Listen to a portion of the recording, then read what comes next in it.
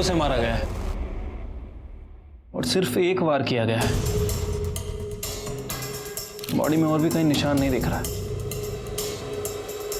लेकिन खून काफी बह गया है। हो सकता है इतना खून बहने की वजह से इसकी मौत हुई है।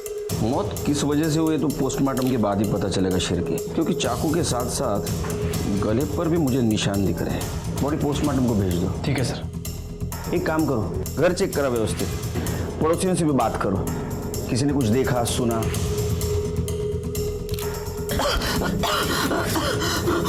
तब तक मैं घर वालों से बात करता हूँ। कल सुजाता की शादी होने वाली थी साहब, उसी के लिए पिछले 2 दिन से नेहा यहीं पर थी। मैं भी आज शाम को मेरे बच्चों के साथ यहीं पर आने वाला था साहब। ये मर्डर हुआ तब घर पे कौन था? साहब मैं और अनिल थे। ये कौन? साहब मेरा नाम अनिल है, ये मेरी मौसी है, मैं इनका दूर का रिश्तेदार हूँ। इनकी तबीयत पूछने के लिए आ गया था। शादी के घर में तबीयत पूछने के लिए आए थे? शादी मालूम नहीं था घर में? नहीं, मेरे को नहीं मालूम था साहब। मैं आज यहाँ आया और मेरे को पता चला इनको कैंसर है मौसी को, तो ऐसी पूछताछ करने आ गया था। साहब ये सही बोल रहा है। जब ये मेरे कमरे में आया तब दरवाजे की घंटी बजी, नेहा ने दरवाजा खोला, हम दोनों को नेहा की चीख सुनाई पड़ी। साहब मैं चश्मे बगैर देख भी नहीं सकती और वॉकर बगैर चल भी नहीं सकती। अनिल ने मेरी मदद की, बाहर आके देखा नेहा हमारे बड़ी थी, सुजाता वह दरवाजे पे खड़ी थी। साहब जब ये लोग बाहर आए तभी मैं आई थी और ताई वहां पे मरी पड़ी थी। आपने किसको भागते हुए देखा या कोई जो तुम्हें अजीब लगा हो? नहीं साहब, अगर देखती तो बता देती आपको। वो मेरी ऑटो रास्ते में ही खराब हो गई थी, इसलिए टाइम हो गया, वरना मैं ताई को बचा पाती। आप लोगों को किसी पे शक? कौन मार सकता है? साहब कौन मारेगा, क्यों मारेगा, समझ में नहीं आ रहा साहब। साहब हम बहुत ही गरीब लोग हैं साहब, हमारी किसी के साथ क्या दुश्मनी हो सकती है। और नेहा तो बहुत अच्छी थी साहब, अच्छी बीवी, अच्छी माँ, अच्छी बहन, अच्छी बेटी। घर वालों का कहना था कि नेहा मोरे एकदम सिंपल सीधी सादी औरत थी, उसका कोई दुश्मन नहीं था। लेकिन मेरा एक्सपीरियंस कहता है कि जिसका कोई दिखने वाला दुश्मन नहीं होता, उसके बहुत सारे छिपे हुए दुश्मन होते हैं। शुरू में तो कुछ पता नहीं चला, लेकिन जैसे जैसे इन्वेस्टिगेशन आगे बढ़ता गया वैसे वैसे हैरान करने वाला सच सामने आया। हाँ रानी बोलो। काम हो चुका है, अब नहीं रही वो। अब आगे कैसा क्या करना है सब तेरे को मालूम है। सर पीएम रिपोर्ट के मुताबिक नेहा पर किसी धारदार हथियार से वार किया गया था और सिर्फ एक वार किया गया, लेकिन सर क्राइम स्पॉट पे हमें ऐसा कोई वेपन नहीं मिला। तो एक वार से मर गई हो? नहीं सर, पीएम रिपोर्ट में मेंशन है कि पहले उसे चाकू मारा गया और उसके बाद उसका गला दबाया गया। सर गला दबाने की वजह से उसकी मौत हुई है। शिरके, उसको पहले चाकू से मारा गया, उसके बाद में उसका गला घोटा। लेकिन अगर चाकू से मारा तो गला क्यों घोटा? यही बात तो समझ नहीं आ रही सर। वैसे मैंने नेहा के हस्बैंड यतिन के एलिबाई को चेक किया है और पड़ोसियों से पूछताछ भी की है।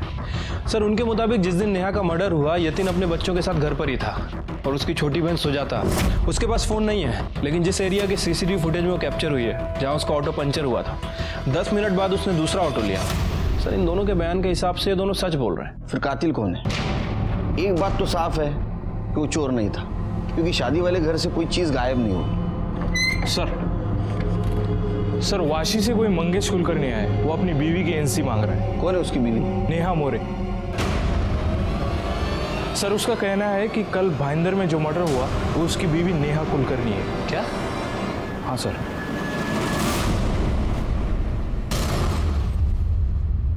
साहब 6 महीने पहले ही हमारी शादी हुई थी। कार्ड पे डेट, उसके आई बाबा का नाम, एड्रेस सब कुछ है, फोटो और मैरिज सर्टिफिकेट भी है। साहब 1 साल पहले जब वो डिटर्जेंट बेचने के लिए आई थी तब हमारी दोस्ती हुई, फिर प्यार हुआ और 6 महीने पहले ही हमारी शादी हुई। तुम वाशी में रहते हो, जी तो तुम्हारी बीवी भाईंदर में क्या कर रही थी? साहब, वो अपने आई के पास कुछ दिन के लिए रहने के लिए आई थी। तुम यतीन मोरे को जानते हो? कौन यतीन मोरे साहब? मैं नहीं जानता। नेहा का पति। क्या तुमको बच्चे हैं? साहब कैसी बात करें आप साहब? 6 महीने पहले हमारी शादी हुई, बच्चे कहाँ से आएंगे? यतीन को बच्चे हैं, वो भी एक नहीं 2। 10 साल की लड़की, 8 साल का लड़का। ये साहब ये कैसे हो सकता है साहब? नेहा मेरी बीवी थी जिसका मर्डर हुआ है। अभी मुझे कुछ लीगल पेपर्स के लिए एनओसी चाहिए उसके डेथ का, इसलिए मैं आया हूँ यहाँ पे। मिलेगा, सब मिलेगा। हमारा इन्वेस्टिगेशन पूरा होने दो, सब मिलेगा। ये सब मेरे पास रहने दो। और हाँ, तुम्हारा एड्रेस, फ़ोन नंबर सब लेके जाओ। जब तक केस चल रहा है शहर से बाहर नहीं जाने का।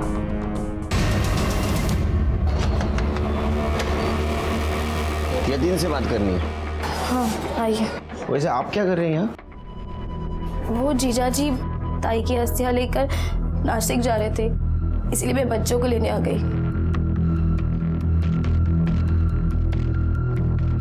नमस्ते साहब। इसको जानते हैं?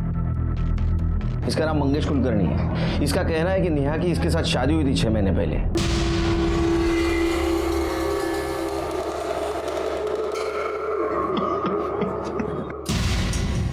मुझे लगा ही था साहब, नेहा कुछ गलत काम करती होगी।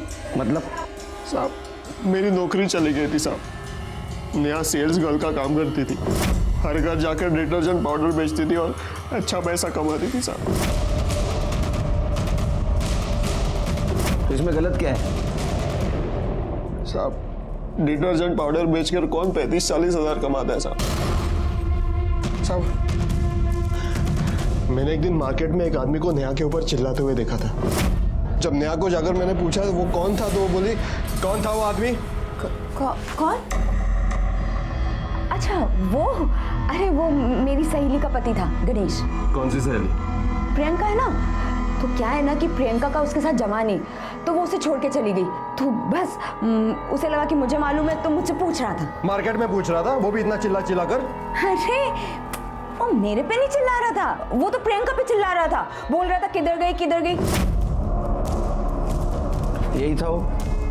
नहीं ये नहीं था साहब। नेहा गलत काम कर रही है, ये आपको और आपकी माँ को पता था? नहीं साहब, हमको तो लगा ताई पाउडर बेच के पैसे कमा रही है। सिर के ये तो पता चला ये नेहा ड्यूअल लाइफ जी रही थी, कोई गलत काम करके पैसा कमा रही थी। लेकिन सर ये नेहा क्या गलत काम करती होगी? वो तो पता करना है। चलो ऐसा कर दे, थाने जाके कड़क चाय पीते हैं, डबल चीनी, दिमाग की बत्ती जला दे।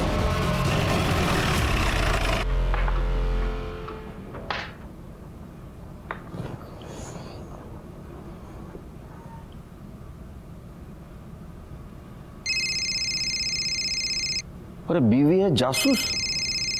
उठा लो सर। शिरके, क्या चल रहा है ये? सस्पेंड कर दूंगा, निकलो यहां से। Hello hello. कट गया सर। शादी करो, पता चल गया। सर संजय राउत नाम का आदमी आपसे मिलना चाहता है। क्यों? सर उसका कहना है कि वो भी नेहा का पति है।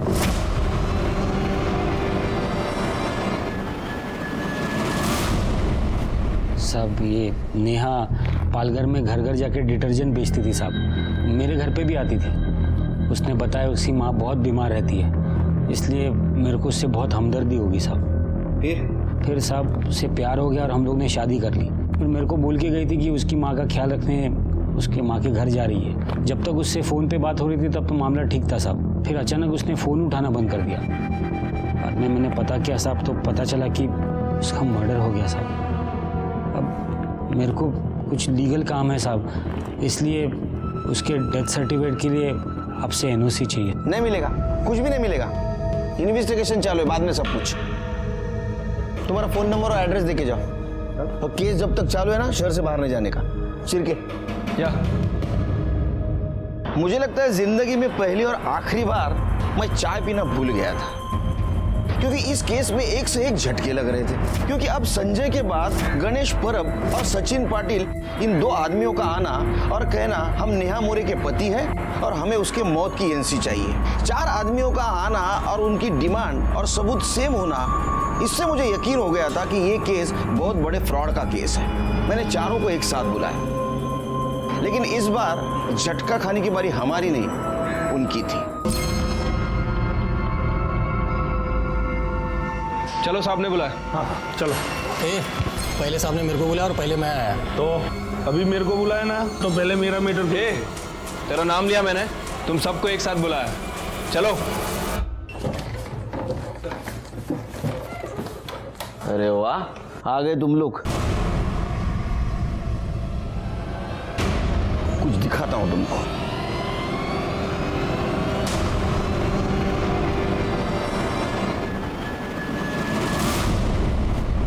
तुम चारों ने नेहा के साथ अलग अलग टाइम पे शादी की थी। अब मुझे एक बात बताओ, नेहा ने तुम चारों के साथ फ्रॉड किया, क्या तुम सबका प्लान था किसी को चूना लगाने का? नहीं साहब, अब मेरे को समझ में आ रहा है कि राणे ने हम सबको चूना लगाया है। अनिल राणे ना? हाँ वो इंश्योरेंस एजेंट। हाँ भाई। तुम लोग कैसे जानते हो? वो तो मेरा इंश्योरेंस एजेंट। अरे वो मेरा भी इंश्योरेंस एजेंट है, मतलब फोन नहीं उठा रहा है। अरे मिलेगा तो मैं अड्डी पसली एक कर देगा उसका। जब अब पता चला ना, अनिल राणे वो इंश्योरेंस एजेंट ना, यानी वो नेहा का रिश्तेदार। साहब रिश्तेदार पता नहीं, पर नेहा उसको भाऊ बोलती थी। हाँ सर, भाऊ बोलती थी, भाऊ बोलती थी साहब। चुप, सब नहीं, एक जन बोलो। बताओ अनिल कैसा गेम खेल रहा तुम्हारे साथ? बोल। मतलब 7 लाख लगा के 75 लाख मिलेंगे। पेड़ा समझा मेरे को, किधर मिलता है ऐसा? अरे भाऊ आप सुनिए तो, मिलता है भाऊ। अरे मैं दिलवाऊंगा ना आपको। देखो, सबसे पहले तो मैं नेहा माने के साथ आपकी एक झूठी शादी करवाएगा, जिसके लिए आप मेरे को 2 लाख रुपए देंगे। इस शादी के लिए एक झूठा सही लेकिन एकदम असली दिखने वाला मैरिज कार्ड बनवाना पड़ेगा। फिर शादी के जोड़े में ऐसे ही झूठ मूठ का एक अच्छा सा फोटो खिंचवाना पड़ेगा, जिसको दिखा के आप दोनों का मैरिज सर्टिफिकेट बनेगा, जो असली से भी असली दिखेगा। और भाऊ उसके बाद ये सारे शादी के डॉक्यूमेंट्स ले जाके मैं अपना इंश्योरेंस एजेंट वाला काम चालू कर देगा। मतलब आपकी झूठी पत्नी नेहा माने के नाम से मैं एक सचमुच का 1.5 करोड़ का इंश्योरेंस पॉलिसी करवा के देगा, जिसका 5 लाख का प्रीमियम आपको भरना पड़ेगा। नहीं सुनिए तो, नेहा का कैंसर है लास्ट स्टेज पे, वो तो 3 महीनों के बाद मर जाएगी। 3 महीनों के बाद आप उसका डेथ सर्टिफिकेट दिखा के इंश्योरेंस कंपनी जाओगे, इंश्योरेंस क्लेम करोगे, उसका आपको 1.5 करोड़ रुपया मिलेगा, जिसमें से 75 लाख आपका, 75 लाख मेरा, बस सिंपल। अच्छा, और हेल्थ सर्टिफिकेट वो भी तो इंश्योरेंस कंपनी को देना पड़ेगा ना? अरे आप उसका टेंशन क्यों लेते हो? वो तो मुझे देना पड़ेगा ना, मैं संभाल लेगा वो। सेम टू सेम साहब, मैं तो आपण हेच सांगितलं होतं एकदम. ऐसा ही बोला था। चुप बैठ। अरे तुमको अनिल ने नहीं, तुम्हारे लालच ने बेवकूफ बनाया। अरे थोड़ा तो सोचना चाहिए था, थोड़ा दिमाग लगाना चाहिए था। कैंसर के लास्ट स्टेज पे जो पेशेंट है, उसको कौन सी कंपनी 1.5 करोड़ का इंश्योरेंस देगी? सोचा? पागल। अनिल को लेके आओ शिरके। मिलेगा कहाँ साहब, वो तो अंडरग्राउंड हो गया है साला। बोला था मेरे को कि मरेगी नहीं तो मरवा देंगे। कब बोला था? यही ये नेहा के मर्डर के 1 हफ्ते पहले। अबे साले, इधर जिंदगी हराम हो चुकी है और तू पान चबा रहा है। क्या हो गया? तू क्या बोला था? हाँ, कि 3 महीने में नेहा मरेगी, वो तो मस्त घूम रही है। क्या बात कर रहे हैं आप भाऊ? हाँ, कुछ भी ऐसा हो ही नहीं अरे सकता। मैं अभी मार्केट में जाके आया मिल के नेहा को, वो कैंसर की तो क्या बुखार की पेशेंट भी नहीं दिख रही है, और तू बोलता है मरेगी? कैसे मरेगी? वो मर नहीं रही है ना, उसको मरवा देंगे। इसका मतलब उन दोनों ने हमें फंसाया है। नेहा को कोई बीमारी नहीं थी, ये बेवकूफ़ की तरह उसके लिए वैष्णो देवी से प्रसाद लेके आया था, जो उसने खाया भी नहीं। कैसी हो नेहा आप? तबीयत कैसी है? और मैं ठीक हूँ मतलब? कैंसर ठीक हो गया? हाँ, नहीं मतलब कैंसर कैसे ठीक हो सकता है, लेकिन अब क्या बोलूँ लोगों को कि मैं कुछ ही दिनों की मेहमान हूँ। अरे हाँ, ये लो, वैष्णो देवी से प्रसाद लाया हूँ तुम्हारे लिए, ले लो। क्या पता दवाई काम नहीं आ रही, दुआ काम आ जाए। ले। नहीं नहीं मैं अरे प्रसाद तो मना नहीं करते, ले लो। नहीं नहीं मंगेश नहीं थोड़ा तो खाओ। नहीं नहीं नहीं प्रसाद है, नेहा, नेहा, प्रसाद, नेहा। मैंने बहुत कुछ किया साहब उसके लिए। हाँ, मैं भी कोई कम थोड़ी। शिरके, इन चारों का अंदर डालो। नेहा को मारने का मोटिव है इनके पास।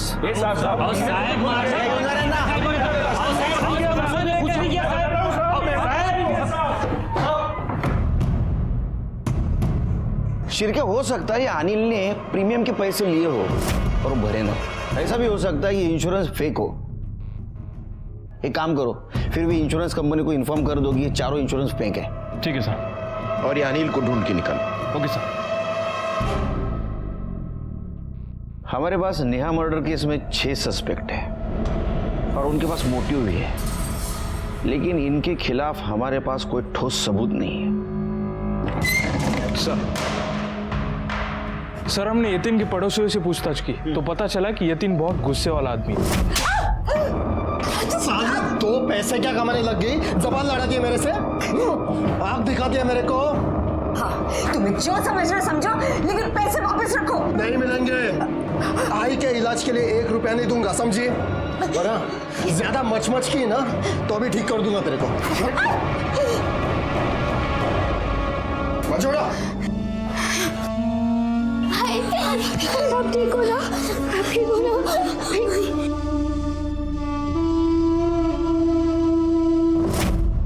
शिरके, यतीन को लेके आओ, अपने तरीके से उससे पूछताछ करते हैं। ठीक है सर, लेकिन यतीन तो नासिक गया है अपनी बीवी की अस्थि विसर्जित करने। 1 मिनट सर।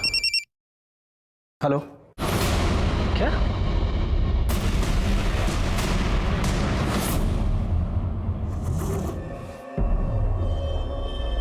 बॉडी को घुमाओ। सर ये तो नेहा की बहन सुजाता है।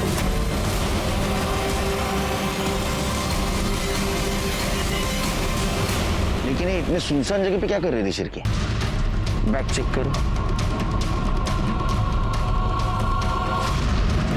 कुछ मिल रहा है बैग में? आसपास सर्च करो। सर एक घाव देखकर तो लग रहा है किसी धारदार हथियार से वार किया गया है।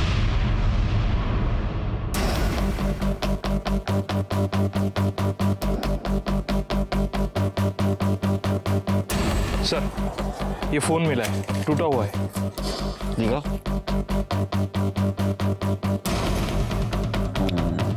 शिरके, फोन को जिस तरह से तोड़ा गया है, लगता है इसमें जरूर हमारे काम की कोई चीज होगी। ये फोन सुजाता की माँ को दिखाओ। अगर वो बोले ये फोन सुजाता का है तो इसको टेक्निकल डिपार्टमेंट में भेजो, पूरा डाटा रिकवर करो। ठीक है। बॉडी को पोस्टमार्टम के लिए भेज दो। Okay sir.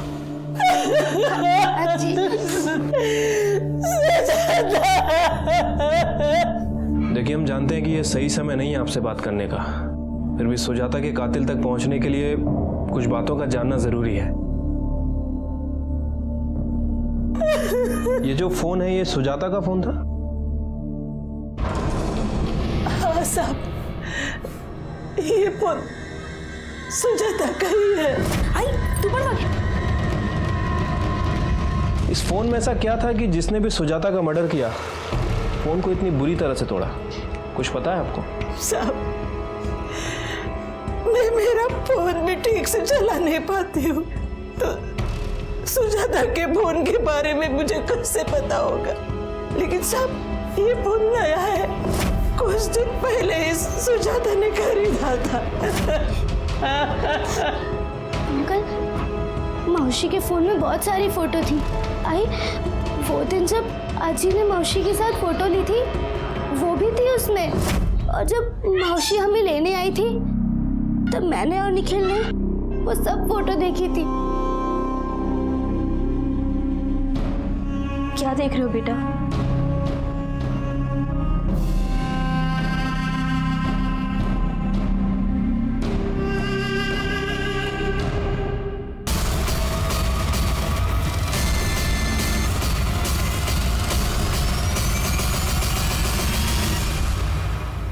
आपकी मौसी के फोन में ऐसा क्या था? मतलब आपकी मौसी ने क्या देखा था फोन में? मालूम नहीं अंकल। उसके बाद मौसी दूसरे कमरे में गई और विपिन अंकल को फोन करके कहा उन्हें उनसे अभी मिलना है। फिर वो बाहर चले गए, फिर वो वापस ही नहीं आई। आपको पता है ये विपिन कौन है? सब सुजाता की शादी विपिन से होने वाली थी। अजीब जोड़ी होती, दिन भर लड़ते झगड़ते, लेकिन एक दूसरे के बिना रह भी नहीं पाते थे। हाँ साहब, सुजाता उस दिन मुझे मिलने आई थी। इतने सुनसान जगह मिलने की कोई खास वजह? सर, वो जगह मैंने नहीं, सुजाता ने डिसाइड की थी। मैं उसे अपने घर बुलाना चाह रहा था, लेकिन वो तैयार नहीं थी। ना ही उसके घर मुझे आने देना चाह रही थी। क्यों? क्योंकि साहब, हम दोनों में झगड़ा हुआ था। हालांकि हम दोनों में अक्सर ही झगड़ा होता था। उसने मुझे घोड़बंदर बुलाया था। दोनों में पहले गर्मा गर्मी हुई, लेकिन बाद में हमेशा जैसे सब ठीक हो गया था। फिर वो अपने घर चली गई और मैं अपने घर चला गया। उसको मैंने फोन किया था, लेकिन फोन लग ही नहीं रहा था। मुझे लगा गुस्सा हो गई होगी, नाराज हो गई होगी, इसलिए फोन बंद कर दिया होगा। लेकिन बाद में पता चला कि उसका मर्डर हो गया। अब मेरी सुजाता बहुत प्यारी थी साहब। मैं उससे बहुत प्यार करता था। उसको किसने मारा? क्यों मारा साहब? क्यों मारा? उसको क्यों मारा हो तो पता नहीं, लेकिन किसने मारा ये जल्दी पता चल जाएगा। शायद तुम भी हो सकते हो, क्योंकि आखिरी बार तुम मिले थे। भाई मैं नहीं साहब, मैंने नहीं मारा सुजाता को। मैंने नहीं मारा। अरे तूने, सब लोग यही कह रहे हैं कि किसी ने किसी को नहीं मारा, लेकिन सुजाता को किसी ने तो मारा। सर, सुजाता की पीएम रिपोर्ट के हिसाब से उसकी मौत पेट में चाकू लगने की वजह से हुई है। और सर, सबसे इंटरेस्टिंग बात, मौत 22 अगस्त शाम 4 बजे से 6 बजे के बीच में हुई है।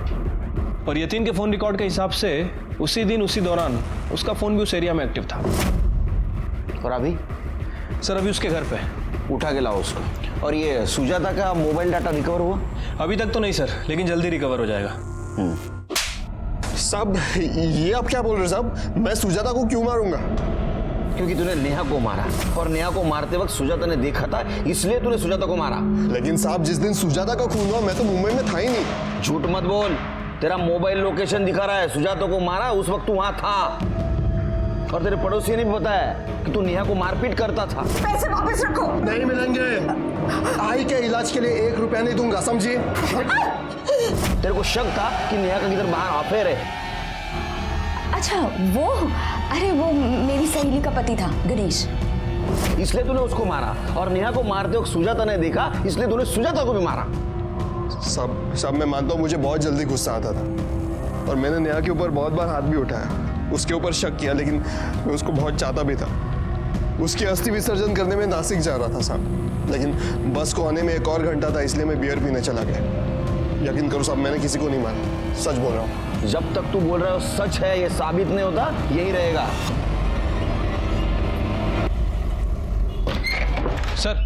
सर, मैंने यतीन की एलिबाई चेक की है। सुजाता के मर्डर के टाइम पर वो एक बार में बैठा था। बार के एक वेटर ने उसका फोटो देख के आइडेंटिफाई किया है। सर, उसका कहना है कि शाम 4 बजे से 7 बजे तक यतीन बार में ही बैठा था।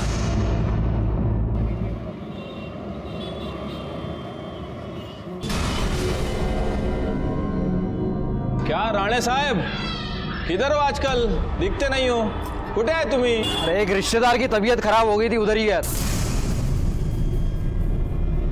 तबीयत तो तेरी हम खराब करेंगे साहब, कैंसर तो क्या साहब, नेहा को खांसी जुकाम भी नहीं था साहब। मैंने तो बस इन लालची लोगों को बेवकूफ़ बनाने के लिए एक बहाना बना दिया था। तो तुम्हारे अब बहाना चला नहीं, इसलिए तुमने उसको मार दिया। तुमने गणेश के सामने बोला था ना? वो मर नहीं रही है ना, उसको मरवा देंगे। नहीं साहब, वो तो मैंने ऐसे ही गणेश से पीछा छुड़ाने के लिए उस टाइम बोल दिया था साहब। अच्छा, मेरा प्लान ये था कि मैं उसके जैसे लोगों को पकड़ूं, खूब पैसा कमाऊं और फिर कहीं भाग जाऊं, और उनमें से कोई मेरा पुलिस कंप्लेंट भी नहीं करने वाला था साहब। वो खुद भी फेक शादी करके फ्रॉड करने वाले थे साहब। तो तुम्हारा इंश्योरेंस प्लान फ्रॉड था? हाँ साहब। नेहा को पता था ये? नहीं साहब, उसने कभी पूछा भी नहीं, मैंने उसको सब बताया नहीं था साहब, क्योंकि उसको मुझ पर भरोसा था और उसको पैसे का ज़रूरत भी था जो उसको मिलता था साहब, इसलिए वो मेरे से कुछ ज़्यादा पूछी भी नहीं थी। तुम चुप क्यों रहे थे? साहब, गणेश मेरा कॉलर पकड़ के मेरे को धमकी दिया था। देख राणे, नहीं हुआ ना, मैं फंसेगा तो छोड़ेगा नहीं तेरे को। वो चारों मेरे पीछे इंश्योरेंस के पैसों के लिए लगे हुए थे साहब, मेरे को परेशान कर रहे थे साहब। तो जब नेहा का मर्डर हुआ तो मैंने इन तीनों से कहा कि जाके इंश्योरेंस क्लेम कर दो, जिसके लिए एनओसी लगता साहब। और एक लड़की का 4 एनओसी नहीं मिलता तो ये लोग मेरा नाम बोल देते तीनों, इसके लिए मैं चुप गया था साहब। शिरके, इसको लेके जाओ, इसका ऐसा प्रीमियम भरो और इंश्योरेंस का बेनिफिट समझाओ, दिमाग ठिकाने आएगा इसका। साहब चल रहे साहब मैंने कुछ नहीं किया साहब।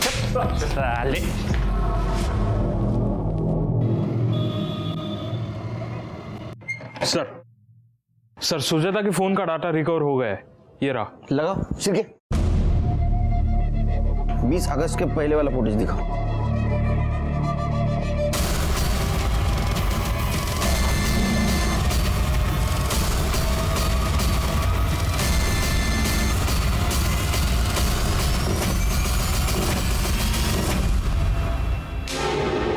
साहब क्यों बार बार मुझे बुला के परेशान कर रहे हो?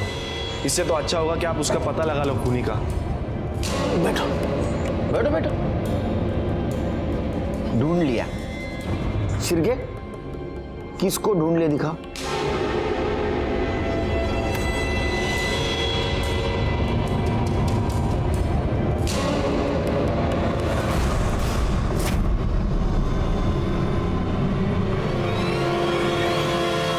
मैंने तो ये डिलीट,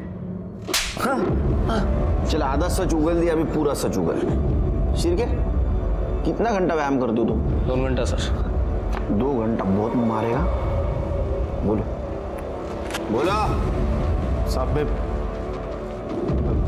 मैं क्या मैं साहब नेहा को नहीं, सुजाता को मारने गया था। शॉपिंग के बाद मुझे मार्केट में मिली थी और उसने ऐसे बात कर दी ना, मेरे हट गए साहब। तेरे को क्या, मेरे को भी नहीं चलेगा कि कोई मेरी आई के बारे में कुछ भी बोले। अरे लेकिन कौन बोला तेरे आई के बारे में कुछ? तेरी आई बोली कि शादी के बाद मैं अपनी पगार मेरी आई को नहीं दे सकती, मुझे पूरी पगार उनके हाथ में देनी होगी। मैं उनको इलाज के लिए नहीं, किसी भी चीज के लिए पैसे नहीं दे सकती। अब मुझे पता चला कि तू ही नहीं, तेरी आई भी झूठी है। तेरी हिम्मत कैसे है मेरे आई को झूठा बोलने की? क्योंकि वो झूठी है और आज मुझे थप्पड़ मार के तूने ये साबित कर दिया कि तू मेरे लायक ही नहीं है। अब मैं तुझसे शादी नहीं करूंगी, तू बाहर में जा।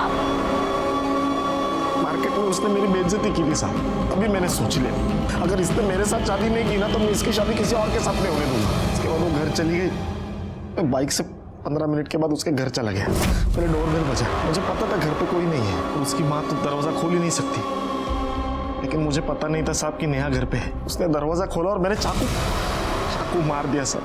मुझे देखा कि वो सुजाता नहीं नेहा है, मैं डर गया साहब, मैं उधर से भाग गया। मुझे पता ही नहीं था साहब कि वो वीडियो किसी ने रिकॉर्ड कर दिया है। वीडियो का कब पता चला?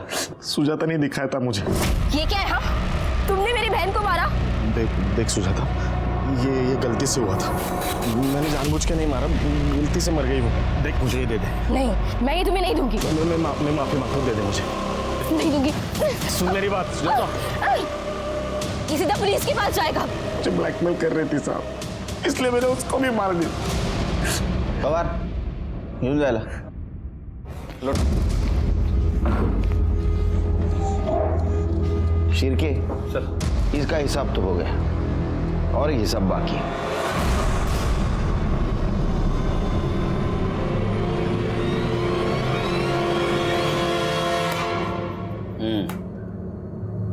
नेहा की चीख सुन के मौसी चश्मा ढूंढने में लगी हुई थी। मैं भाग के अंदर से बाहर आया, मैंने देखा नेहा को चाकू लगा हुआ है। फिर अंदर देखा तो मौसी अभी भी चश्मा ढूंढ रही थी। मैंने सोचा यही सही चांस है उन चारों से पीछा छुड़ाने का। फिर भाग के अंदर गया, मौसी को चश्मा पहनाया, वॉकर लेके उनको बाहर लेके आया। 15 से 20 सेकंड में सब खत्म हो गया था साहब। हर अपराधी को लगता है कि वो बहुत होशियार है, बहुत चतुर है। तुम्हें वैसा ही लग रहा था। फ्रॉड के केस में अंदर जाओगे, कुछ दिन के बाद बाहर आ जाओगे, लेकिन अभी लगा है दफा 302। अभी बाहर आने का मत सोचो, अंदर सड़ने का सोचो। नेहा जिसे खुद का सेल्फी तक लेना नहीं आता था, वो अपने मर्डर का वीडियो रिकॉर्ड कर गई थी और उसने उसके और सुजाता के खूनी को सजा दिलवाई। जैसे कि विपिन और अनिल। कोई भी जुर्म सही नहीं होता, वो कोई ना कोई लूपहोल जरूर छोड़ जाता है। नेहा मजबूरी में गलत काम करके पैसा जरूर कमा रही थी। उसने उसे कुछ देर के लिए बचा लिया था, लेकिन उसके बदले में उसकी जान ली थी। इसलिए कोई भी गलत काम जानबूझ के नहीं करना चाहिए, जैसे कि नेहा कर रही थी। वो गुनाह की पहली दस्तक होती है। कभी भी जुर्म की दस्तक को अनदेखा नहीं करना चाहिए। इसी के साथ मैं सीनियर इंस्पेक्टर सुनील केलकर आप सबसे विदा लेता हूँ। फिर मिलेंगे अगले एपिसोड में। तब तक के लिए सतर्क रहिए, देखते रहिए क्राइम पेट्रोल दस्तक। मकसद बताना नहीं, बचाना है। जय हिंद।